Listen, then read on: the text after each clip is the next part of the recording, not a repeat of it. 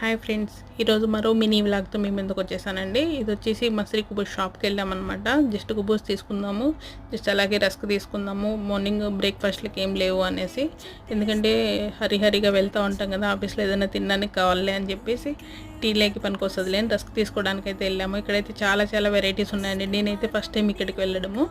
దీంట్లో అయితే different flavours అన్నీ డిఫరెంట్గా ఉన్నాయి, కాకపోతే మనకి ఇన్న అవసరం లేదు. కుబూస్ తీసుకుందామని వచ్చేస్తున్నాము. 2 కుబూస్లు వచ్చి 50 వేలు చెప్పారండి. మన కరెన్సీలో వచ్చేసి 54 రూపాయలు పడుతుంది.